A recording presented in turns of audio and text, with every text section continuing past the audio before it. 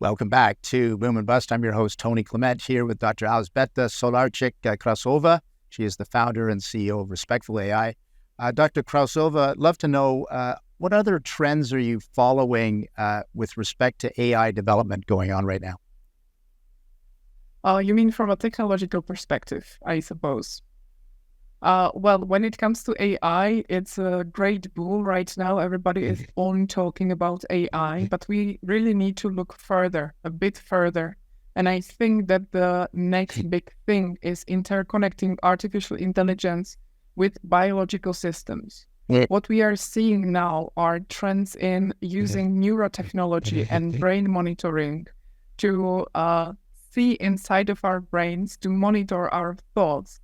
Researchers are currently even able to actually create a movie from your thoughts or even replay the music that you are singing inside of your head.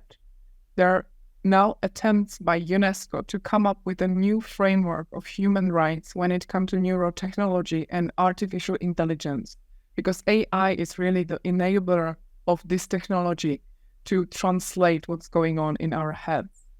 And I think the next trend will be, of course, quantum computing. But when we take the interconnecting biological and technological world together, I think we are going really beyond human borders when it comes to improvement of a human, or when it comes to creating biological computers. There are already prototypes of chips with biological cells inside. And there is some research saying that maybe because of huge environmental impact of artificial intelligence and electrical consumption, maybe the future will be biological computing.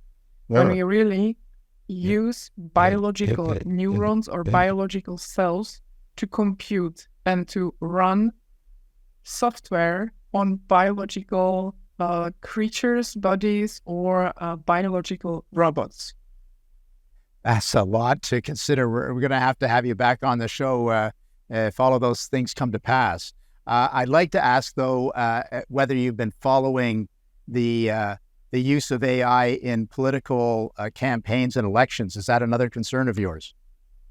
Yes, of course. Sorry, I might have gone way too far. That used to be my dissertation topic. That's why I'm so excited about it. That's great. But that's great. Yeah.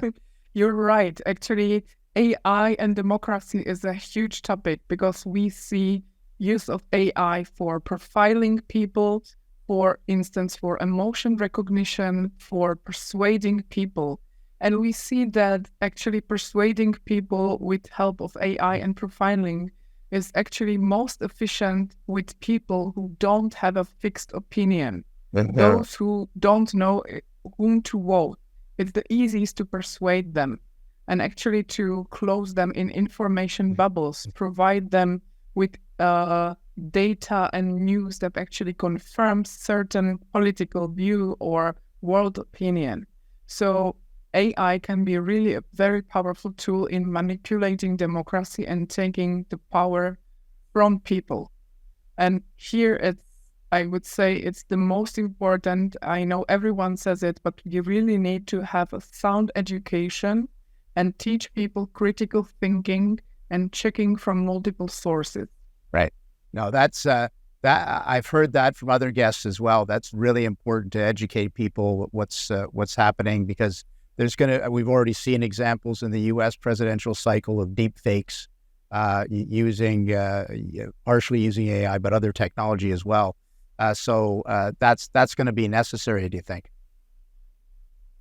Yes, of course. And deep fake is a big topic in EU as well. We have the regulation in AI Act.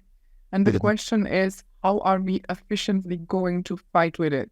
And I think the only way is, again, with AI and with advanced technologies that will help us to detect what's correct and what's false. Yeah, I know exactly. Using AI to detect AI, and it all comes back home to roost. Listen, Dr. Krausová, I'm afraid we're out of time, but a very interesting discussion. Thanks for joining us today. Thank you so much for the invitation.